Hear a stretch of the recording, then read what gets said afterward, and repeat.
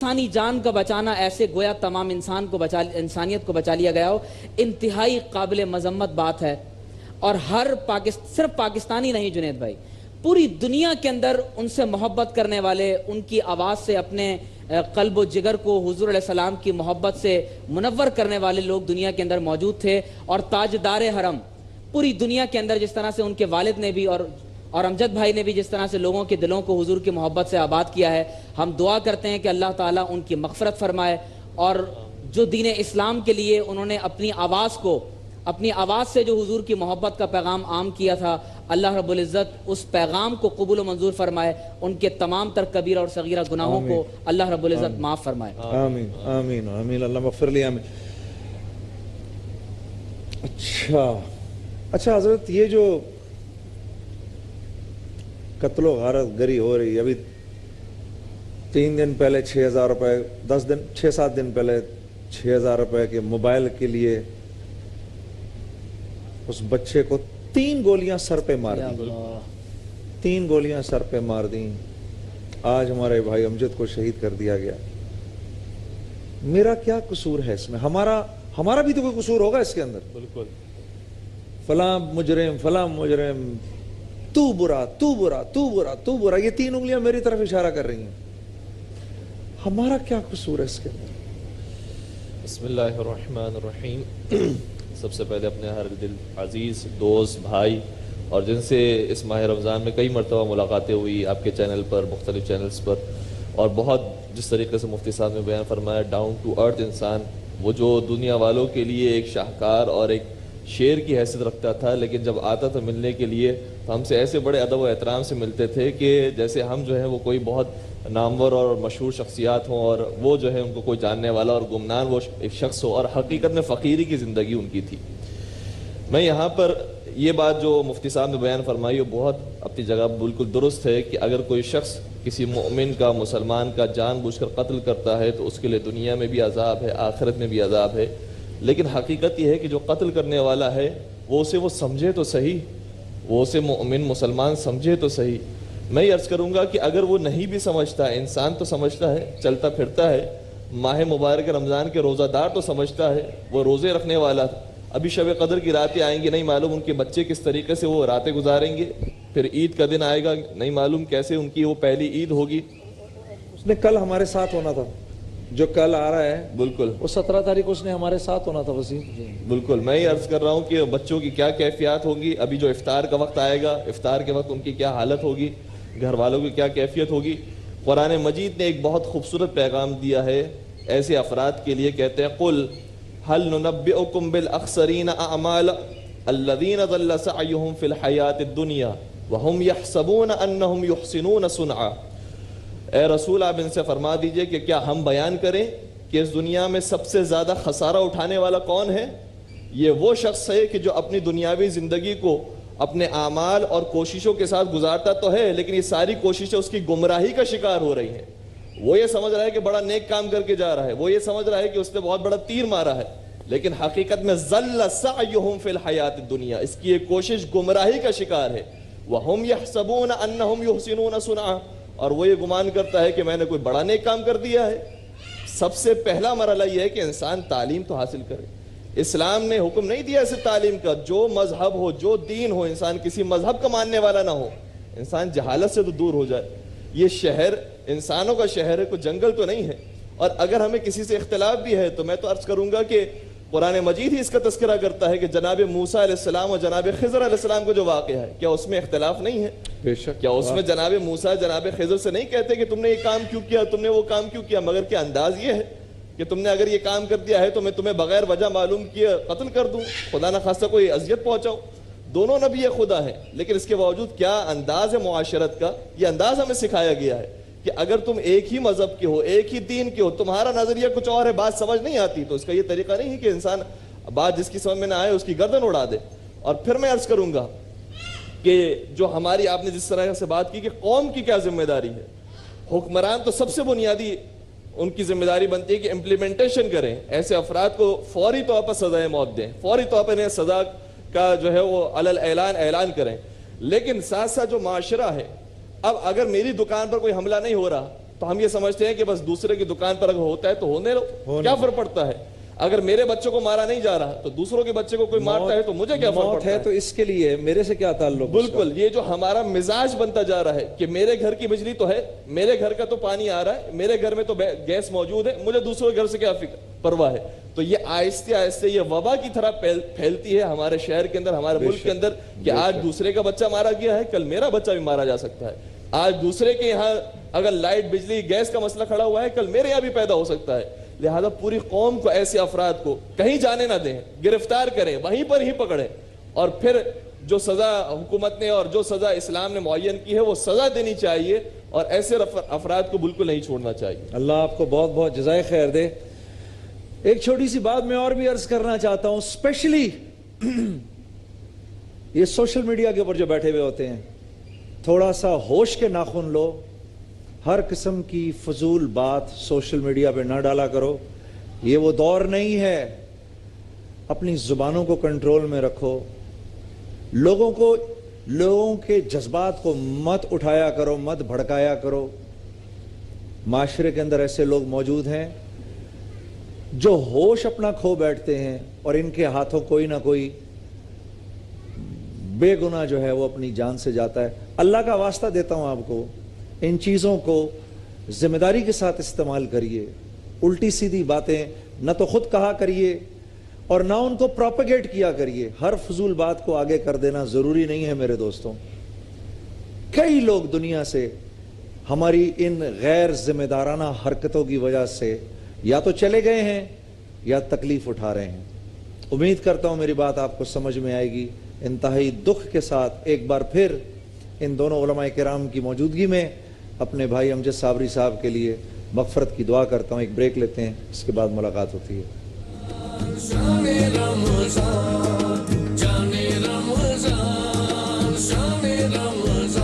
زندگی صبر سے آشنا ہو گئی،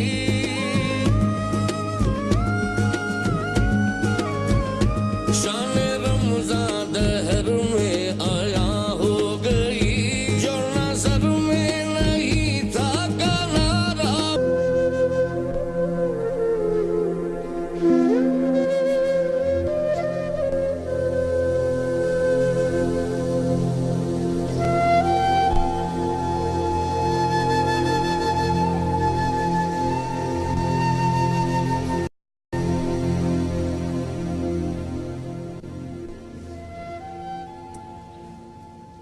جب ہم نے آج کی اس نشریات کا آغاز کیا تھا تب ہمیں معلوم تھا کہ ہم نے تو وہ سیگمنٹ شروع کیا تھا، ہم ہلہ گلہ کر رہے تھے۔ سیگمنٹ کے آغاز میں مجھے بتایا کہ یہ خبر آئی ہے، میں نے ان سے کہا یہ غلط ہوگی، تو سب سے فائرنگ کی خبر ہے، میں نے کہا غلط خبر ہوگی، ذرا دیکھ لو سارے سب۔ میں سیگمنٹ سٹارٹ کرنے سے پہلے میں دیکھ کر گیا کسی ایک ٹی وی چینل پہ کہ خبر چل رہی ہے فائرنگ، اور میں نے یہ کہا آن ایئر کہا کہ بس آپ ایک خبر آئی ہے ہمارے پاس، میں ابھی بتانا نہیں چاہتا وہ خبر، آپ دعا کریں وہ خبر بس غلط ہو یا بس کوئی خیر کی خبر۔ اور ہمیں کیا معلوم تھا کہ 4 منٹ بعد، اس کے ٹھیک 4 منٹ بعد ہم یہ بتا رہے ہوں گے کہ امجد صابری اب اس دنیا میں نہیں ہے۔ وہ مجھے جب بتا رہے تھے میں نے کوئی 5 مرتبہ ان سے پوچھا کہ بھائی آپ پہلے دیکھ لیں، کنفرم کر لیں یہ واقعی ایسا ہو گیا، یہ ممکن نہیں ہے۔ اور ہمارا تو میں نے بہت کم ایسی شخصیات دیکھی ہیں، یعنی اس وقت علماء کرام سے لے کر وہ شوبز کی شخصیات، ہر آنکھ اشکبار ہے، ایکٹرز، ایکٹریسز، نعت خان، منقبت خان، ثنا خان، علماء کرام، عام لوگ، ہر آنکھ، ایسے کم لوگ دیکھیں جن کا مشترکہ ایسٹ پورے پاکستان کا مشترکہ ایسٹ، اور ہر حلقے کے لیے اتنا زیادہ قابل قبول تھا وہ آدمی، اتنا زیادہ قابل قبول تھا۔ اور ہم نے تو شان رمضان کے جب سفر کا آغاز کیا، جب ARY ڈیجیٹل نیٹ ورک پر پہلی مرتبہ یہ لفظ شان رمضان، یہ صدا جب گونجی میرے اور آپ کے سفر کے ساتھ، تو لوگوں نے یہ امجد صابری کی آواز میں سنی، تو ہم دونوں کے بھی آنے سے پہلے امجد صابری کی آواز میں لوگوں نے شان رمضان سنا، اور آپ آج تک سنتے ہیں۔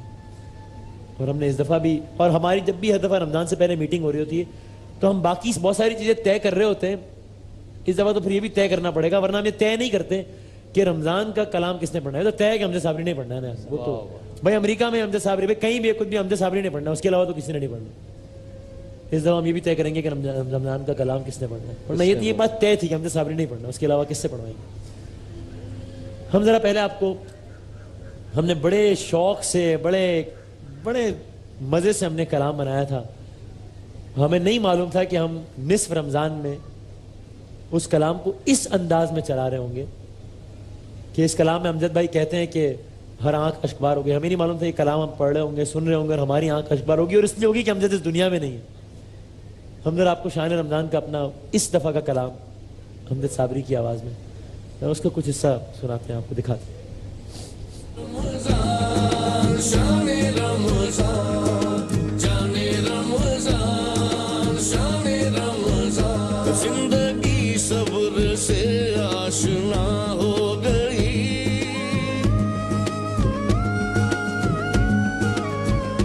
شان رمضان دہر میں آیا ہو گئی جو نظر میں کشو مدینے چلے آؤ مدینے چلے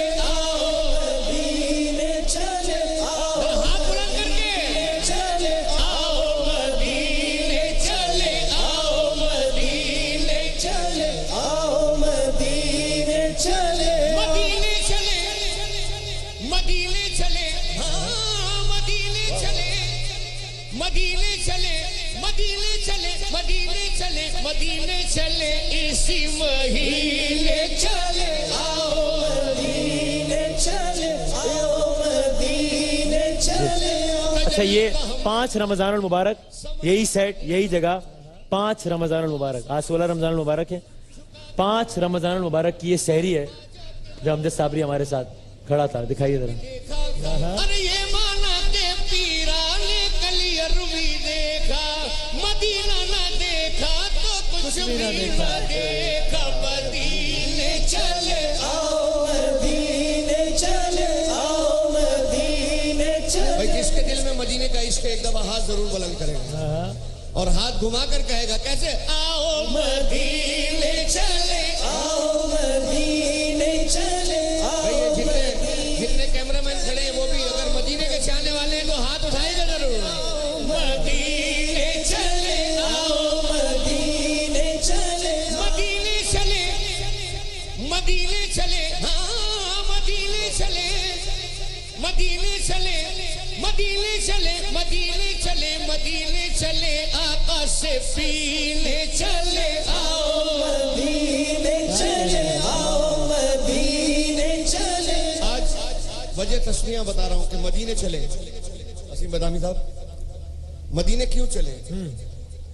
دکھ درد علم سب کٹتے ہیں حسنین کے صدقے بٹتے ہیں آؤ مدینے چلے آؤ مدینے چلے آؤ حسنین کے صدقے اسنین کے صدقے کسنین کے صدقے اسنین کے صدقے کس کے جن نینوں کو فاطمہ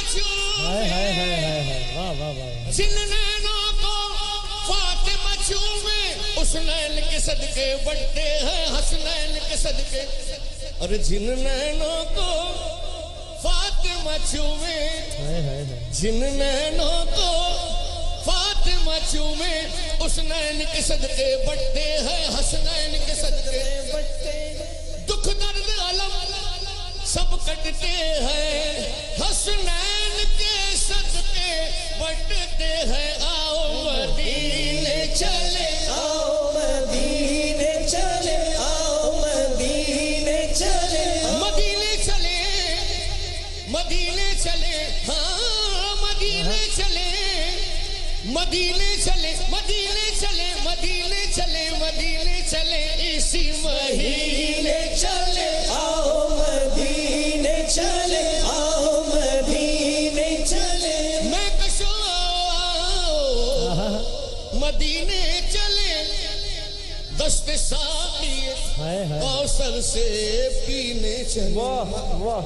یاد رکھو اگر اٹھ گئی ایک نظر وہ نظر یاد رکھو اگر بس ایک نظر اٹھ گئی ایک نظر جتنے خالی ہیں सब जाम भर जाएंगे ताजदारे हरम हो निगाहे करम ताजदारे हरम। खौफ तूफान है बिजलियों का है डर सख्त मुश्किल है आका किधर जाए आप ही गर न लेंगे हमारी खबर मोहम्मद सल्लल्लाहु अलैहि वसल्लम लेंगे हमारी खबर हम मुसीबत के मारे किधर जाएंगे ताजदारे हरम हो निगाहे करम ताजदारे हरम ताजदारे हरम हो निगाहे करम हम गरीबों के दिन भी संवर जाएंगे आप ही गर न लेंगे हमारी खबर मोहम्मद आप ही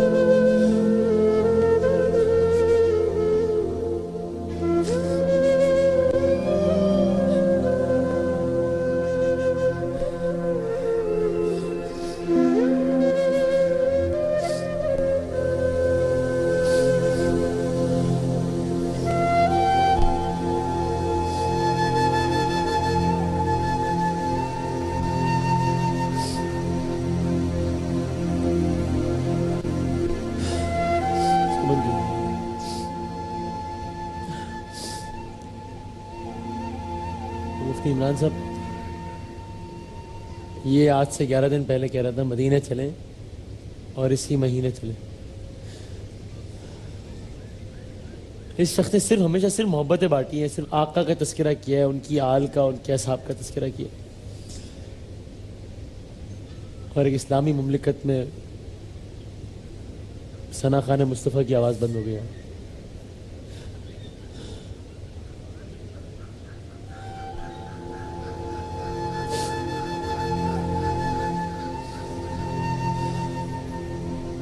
क्या कहेंगे? मेरे पास तो कोई सवाल नहीं है, कोई अल्फाज नहीं है। क्या इमरान भाई, हम मुसलमान हैं, वो जिसने मारा उसके सीने के अंदर भी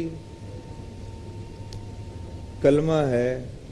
ये कैसा कुछ शकीउल कल्ब आदमी होगा जो इतने एक प्यारे आदमी को, हाँ, जो अल्लाह के नबी की शान बयान कर रहा है, ये किस दिल से मारा होगा उसको?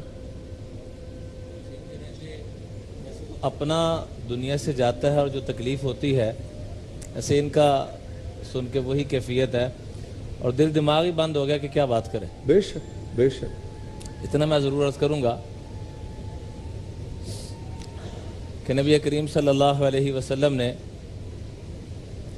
यह हदीस मुबारक बयान फरमाई कि वो दुनिया आखिरत की तबाही और बर्बादी का मुस्तहिक है। लिमन जालहुल्लाहु मिफ्ताहन लिश्शर, जो शर का ज़रिया बन जाए और खैरों के बंद होने का ज़रिया बन जाए। जो इतनी बड़ी खैरें फैला रहे थे, उनके तबाही का जो ज़रिया बना है वो आका अलैहिस्सलाम की बद्दुआएं, और वो ले रहा है। आप अलैहिस्सलाम ने तो बैतुल्लाह को देख के आम मुसलमान के बारे में एक दफ़ा फरमाया, नज़रा इलल काबा, ये तो बड़े ही अजीम आदमी थे। और आपने कलमा पढ़ा, ला इलाहा इल्लल्लाह मा अत्यबक व अत्यब रूहक व अत्यब रिहक, क्या बैतुल्लाह तू भी बड़ा पकीज़ा और जो हवा तुझे लगे वो भी बड़ी पकीज़ा। अजीब। वल मुमिनु अअज़मु हुर्मतम मिनक, लेकिन जिसने कलमा पढ़ा है ला इलाहा इल्लल्लाह, वो तुझसे भी ज़्यादा काबिल एहतराम है। फिर 4 चीज़ें बयान फरमाई, इन्नल्लाह हर्रम मालहु व दमहु व इर्ज़हु व अन नज़ुन्न बिही ज़न्नन सय्यिआ, कि मुसलमान के अल्लाह ने माल को भी हराम करार दे दिया, उसकी जान को भी हराम करार दे दिया, उसके कत्ल करने को, इसकी बेइज्जती करने को भी हराम करार दे दिया, और इसके बारे में बदगुमानी करने को भी हराम करार दे दिया। اب یہ تو چلا گیا جیسے بھی اللہ ان کے رفع درجات فرمائے، لیکن اس بد نصیب کی تباہی اور بربادی شروع ہو گئی۔ اس بد نصیب اس کی میں ایک بات جنید بھائی کہوں کہ جس طرح سے رمضان شریف کے مہینے میں نیکیاں کرنے کا ثواب بڑھ جاتا ہے، اسی طرح سے اگر اس مہینے میں کوئی گناہ کرتا ہے تو گناہ کا عذاب بھی بڑھ جاتا ہے۔ اور قتل تو اس قدر بڑا گناہ ہے کہ حدیث میں ہے کہ اللہ کے نزدیک انسانی جان کی اس قدر و اہمیت ہے کہ اگر تمام روئے زمین کے جن و انس مل کر کسی ایک انسان کے قتل میں شریک ہوں تو اللہ تعالیٰ ان پر اتنا ناراض ہوگا کہ سب کو جہنم میں ڈال دے گا۔ تو اب آپ اندازہ کیجئے کہ رمضان شریف کا مہینہ اور ایک انسان روزے سے ہو، حالت روزہ کی اس کی کیفیت ہو، اور وہ اللہ تبارک و تعالیٰ کے حبیب علیہ السلام کا کہیں کلام پڑھنے کے لیے کسی چینل پر اپنے گھر سے نکلا ہو، اور اس حالت روزہ میں اسے دن دہاڑے گولیوں کا نشانہ بنا دیا جائے، یقینی طور پر یہ اللہ تبارک و تعالیٰ کا انتہائی عذاب کمانا جو ہے یہ سبب بنا ہے اس شخص کے لیے جس نے یہ گولیاں چلائیں۔ لیکن جس نے مارا ہے اس نے یہ تو سوچا ہی نہیں نا کہ یہ میں مسلمان کو مار رہا ہوں۔ میں یہ عرض کروں گا وہ تو یہ سوچ ہی نہیں رہا کہ میں ایک مسلمان کو مار رہا ہوں۔ خود تو مسلمان ہے، اتنا تو سوچ رہا ہے نا کہ وہ خود تو مسلمان ہے، خود تو پیغمبر کو ماننے والا ہے، تو پیغمبر کی سیرت کو تو دیکھیں گے، کیا سیرت تھی پیغمبر کی۔ وہ جو بوڑھی خاتون کا جو واقعہ ملتا ہے کہ وہ کافر ہے، پیغمبر کو بد دعائیں دیتی ہے، پیغمبر کے اوپر گالیاں نعوذ باللہ بکتی ہے، لیکن پیغمبر روزانہ اس کی تیمارداری کے لیے جاتے ہیں، اس کی عیادت کرنے کے لیے جاتے ہیں، اس کا خیال رکھنے کے لیے جاتے ہیں، اور اسی راستے سے گزرتے ہیں تاکہ کسی لمحے تو وہ ہدایت کے راستے پر آ جائے۔ پیغمبر نے تو کوئی رویہ اختیار نہیں کیا کہ تو مجھے نہیں مانتی لہٰذا میں تجھے خدا نخواستہ کچھ زبان سے اذیت پہنچاؤں، ہاتھوں سے اذیت پہنچاؤں، خدا نخواستہ کوئی ایسا کام نہیں کیا۔ بالکل۔ اور میں تو یہ عرض کروں گا کہ یہ جو امجد بھائی تھے ہمارے، یہ نہیں معلوم رشتہ داروں میں ان کی کیا پہچان تھی، لیکن یہ پوری قوم کے بھائی تھے، جہاں جہاں یہ جاتے تھے واقعی دلوں کو جیت لیتے تھے، اور دل سے دعائیں نکلتی تھی ان کے لیے۔ یہ نہ سمجھیے گا کہ خدا نخواستہ جو ہے وہ ایک خاندان کا ایک فرد چلا گیا، پوری قوم کا بیٹا چلا گیا، پوری قوم کا، پوری ملت کا سرمایہ تھا جو اس دنیا سے چلا گیا۔ اور پھر میں آپ کی بات کو اور آگے بڑھاؤں کہ انسان تو انسان، اسلام میں تو ایک جانور کی بھی اہمیت ہے، جانور کو بھی تم تکلیف نہ پہنچاؤ۔ وہ پیغمبر اکرم کی سیرت تھی، ایک نواز رسول کی سیرت کا میں آپ کی خدمت میں گوشہ عرض کروں کہ امام حسن مجتبیٰ علیہ السلام جو دسترخوان پر بیٹھے ہوئے تھے تو دیکھا کہ سامنے سے نجس جانور کتا آتا ہے، تو امام جو کھانا خود تناول فرما رہے تھے اسی کا ایک لقمہ بناتے ہیں اور کتے کی طرف پھینکتے ہیں تاکہ وہ بھی ایک لقمہ کھا لے۔ اور پھر جب کسی صحابی نے کہا کہ فرزند رسول میں اس جانور کو آگے بڑھا دوں کیونکہ اسلامی نقطہ نگاہ سے بھی نجس جانور ہے اور ویسے انسانی نقطہ نگاہ سے ایک خوفناک جانور ہے، لہٰذا میں آگے بڑھا دیتا ہوں اسے، تو فرماتے ہیں کہ مجھے شرم آتی ہے کہ ایک مخلوق خدا، انسانیت نہیں، انسانیت سے بڑھ کر بات ہے، مسلمان نہیں، مخلوق خدا میرے سامنے بھوکی موجود ہو اور میں پیٹ بھر کر کھانا کھا لوں، یہ مجھے شرم آتی ہے۔ وہاں انسان نہیں، مسلمان نہیں، نعت خواں، وہ کہ جو پیغمبر کا نام، آل پیغمبر کا نام، اصحاب پیغمبر کا نام پوری دنیا کو سنانے والا تھا، اس کو اپنے ہاتھوں سے مار دیا۔ نہیں معلوم کہ کیا پروردگار جو ہے وہ اس قوم کے ساتھ کرے گا۔ پروردگار اس قوم کی ہدایت فرمائے، اس قوم میں علم، معرفت اور عمل کی طرف رغبت کی توفیق عطا فرمائے۔ جی اس میں چھوٹا سا ایک پیغام جی پوری دنیا کو ہاتھ جوڑ کے دینا چاہوں گا۔ جی نبی کریم صلی اللہ علیہ وسلم نے صحابہ سے ایک دفعہ پوچھا کہ من اشقل اولین، پہلی امتوں میں سب سے بڑا بد نصیب کون؟ تو آپ نے جب پوچھا تو صحابہ نے کہا اللہ و رسول عالم، اللہ اور اس کے رسول ہی خوب جانتے ہیں۔ تو آپ نے جواب دیا صالح علیہ السلام کی جو اونٹنی تھی اللہ کی اتنی بڑی نشانی، اس کو ذبح کرنے والا۔ پھر آپ نے پوچھا من اشقل آخرین، میری امت کا سب سے بڑا بد نصیب کون ہے؟ تو جیسے آپ میرے بالکل سامنے بیٹھے ہیں ایسے شیر خدا حیدر کرار حضرت علی المرتضیٰ رضی اللہ تعالیٰ بالکل سامنے بیٹھے تھے۔ تو آپ نے فرمایا قاتلک، اے علی جو تجھے قتل کرے گا، جو تجھے شہید کرے گا وہ میری امت کا سب سے بڑا بد نصیب ہوگا۔ ایک پہلو یہ ہو گیا۔ دوسرا پہلو، جب حضرت علی رضی اللہ تعالیٰ عنہ کے سر پہ ابن ملجم نے وار کیا، سر کے 2 ٹکڑے کر دیے۔ ماہ رمضان کا مہینہ تھا، جی رمضان کا مہینہ تھا، 17 رمضان۔ تو ادھر سے اس کو پکڑ کے لایا جا رہا ہے، ادھر سے حضرت علی کے لیے مشروب پیش کیا جا رہا ہے، اور اس سے پوچھا یہ تو نے کیا کیا بد نصیب، یہ تو نے کیا کیا، جیسے چور کو پوچھتے ہیں۔ تو آگے سے بجائے اپنی غلطی کا اعتراف کرنے کے کہنے لگا کہ میں نے امت کے بد نصیب کو یا برا بلا گالیاں نکالی، اس نے الٹا کہ میں نے وہ کیا. ادھر سے علی رضی اللہ تعالیٰ عنہ وہ شخصیت ہیں کہ آپ نے فرمایا میری امت میں سب سے بڑا قوت فیصلہ اللہ نے علی المرتضیٰ کو عطا فرمایا. اقضاہم علی. اب فیصلہ بھی ان کی عدالت میں اور فیصلہ بھی اپنی ذات کا, اور بندہ بھی وہ کہ حضور فرما چکے ہیں کہ میری امت کا سب سے بڑا بد نصیب یہ پیش ہو رہا ہے اور ادھر سے مشروب پیش ہو رہا ہے. تو فرمایا پہلے اس کو پلاؤ, اس کا سانس پھولا ہوا. اور اپنے بیٹوں کو بلا کے فرمایا اطیبوا طعاما وَأَلِینُوا فِرَاشًا, بیٹو یہ مجرم ہے, یہ گناہگار ہے, اور ہمیں آقا نے حکم دیا ہے کہ مجرموں کے ساتھ, قیدیوں کے ساتھ اچھا سلوک کرنا, لہذا اس کو اچھے سے اچھا کھانا کھلانا, نرم بستر بچھانا. فَإِنْ أَعْشَ فَأَنَا أَوْلَى بِهِ قَصَاصًا وَعَفَافًا, اگر میں زندہ رہا تو میں زیادہ حقدار ہوں کہ اس سے بدلہ لوں یا اس کو معاف کروں, اور بیٹو اگر میں مر گیا, دنیا سے چلا گیا, تو میری دلی تمنا ہے کہ اس کو معاف کر دینا, یہ تقوی کے زیادہ قریب ہے. ہمارے بڑے تو یہ کرتے تھے, اور آج چھوٹی چھوٹی بات پہ, چھوٹے چھوٹے چند پیسوں کی خاطر, چند اپنے جذبات کی خاطر اتنا بڑا ظلم کر رہے ہیں. جی عمر بھائی. جنید بھائی دیکھیے کہ یہ تو ہمارے بزرگوں کا, جس طرح سے آپ نے مثال دی, حضور علیہ السلام کی بھی جو مثال ہمارے سامنے ہے کہ قاتل جب تلوار یعنی قتل کے ارادے سے تلوار کھینچتا ہے تو حضور علیہ السلام فرماتے ہیں کہ مجھے اللہ رب العزت بچانے والا ہے, اور جب اس کے ہاتھ سے تلوار گرتی ہے تو حضور خود معاف کر دیتے ہیں.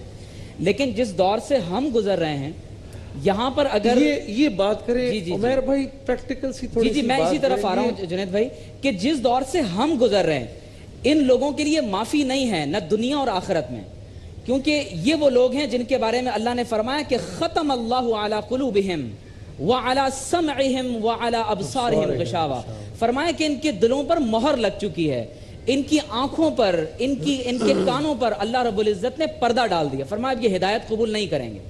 اللہ نے ایسے لوگوں کی جو سزا بیان کی ہے, اللہ نے فرمایا کہ انما جزاء الذین یحاربون اللہ ورسولہ ویسعون فی الارض فسادا ان یقتلوا او یصلبوا او تقطع ایدیہم وارجلہم من خلاف او ینفوا من الارض. فرمایا جو لوگ زمین میں فساد برپا کرتے ہیں, فرمایا انہیں دردناک طریقے سے قتل کیا جائے, انہیں عبرت کا نشان بنایا جائے, انہیں سولی پر لٹکا دیا جائے, اور مخالف سمتوں سے ان کے ہاتھ پیر کاٹ کر انہیں تڑپ تڑپ کر مرتا ہوا چھوڑ دیا جائے. آپ پاکستان میں کچھ مثالیں تو ایسی قائم کریں, آپ چند ایک مثالیں تو ایسی قائم کریں کہ لوگ جو دن دہاڑے لوگوں کا اس طرح سے قتل عام کرتے پھرتے ہیں, اتنی خوبصورت اور حسین شخصیات کا جو ہے وہ دن دہاڑے قتل عام ہو جاتا ہے. یقین جانیں جو قرآن نے کہا کہ وَلَكُمْ فِي الْقِصَاصِ حَيَاتٌ يَا أُولِي الْأَلْبَابِ, اے عقل مندوں تمہارے لیے قصاص میں زندگی ہے. کل ہی تو ہم یہ بات, تمہارے لیے اس میں زندگی آج ہے. صبح ہم یہ بات کر رہے ہیں, اگر اس قصاص کے نظام کو جنید بھائی یقین جانیں, آج صبح ہم یہ بات کر رہے تھے, بالکل اس کا اگر نفاذ کر دیا جائے, اب ہزاروں لوگوں کے یہ جو سامنے, بہنیں بیٹھی ہیں, جو بھائی بیٹھے ہیں, یہ آپ لوگوں کے لیے ہے, آپ کے بچوں کی زندگی کے لیے ہے. میرے اللہ کے احکامات یہ آپ لوگوں کے لیے ہے. سب سے زیادہ تو آپ لوگ اس مصیبت سے گزرتے ہیں اللہ کے بندو. اگر مجرم کو ایک مجرم کو سزا دی جائے تو ہزاروں لاکھوں کی معصوم جانیں بچ جاتی ہیں, اور اگر اس ایک مجرم کو معاف کر دیا جائے تو نہ جانے کتنے معصوموں کی جان خطرے میں. بھائی حضور نے فرمایا کہ جب زمین پر ناحق قتل کا